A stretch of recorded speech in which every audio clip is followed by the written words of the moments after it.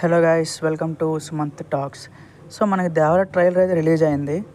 So release అయిన తర్వాత నాకైతే కొంచెం ఆచార్యలో కొన్ని సీన్స్ ఎక్కడో సేమ్ అనిపించినట్టు నాకైతే అనిపించింది. సో అదైతే మీతో ఈరోజు నేను షేర్ చేసుకుంటాను అనమాట. ఫస్ట్ వన్ వచ్చేసి ఈ ఫోటో చూడండి. ఇది కిందనున్న ఫోటోలో అది పాదఘట్టం అన్నమాట. పాదఘట్టం లొకేషను పైన వచ్చేసి మన దేవర ట్రైలర్లో చూపించిన ఊరు అనమాట. సో అది సముద్రం, ఇది వచ్చేసరికి అడవి. సో అలా నాకెందుకు ఇది సేమ్ అనిపించింది. ఈ షాట్ చూడండి, కిందనున్నది దేవర మూవీలో ఉన్న సైడ్ క్యారెక్టర్స్ అనమాట. పైన వచ్చేసి ఆచార్య మూవీలో ఉన్న సైడ్ క్యారెక్టర్స్.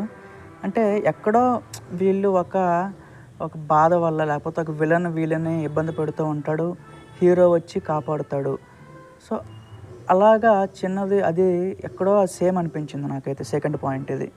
నెక్స్ట్ పాయింట్ వచ్చేసి థర్డ్ పాయింట్, పైన ఉన్నది దేవరా సినిమాలో ట్రైలర్లో ఉన్న షాటు, అలాగే కిందన వచ్చేసి ఆచార్య మూవీలో ఒక షాట్ అనమాట.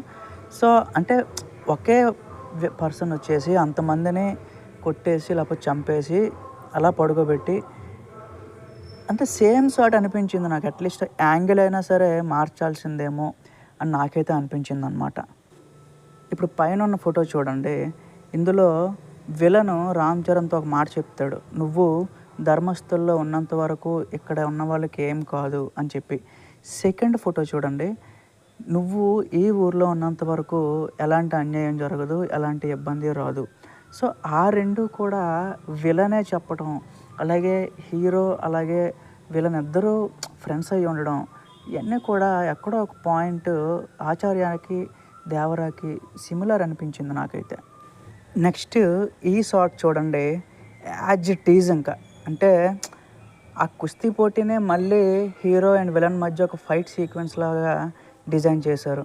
ఆల్రెడీ మనం ఆచార్యాలో చూసేసాం.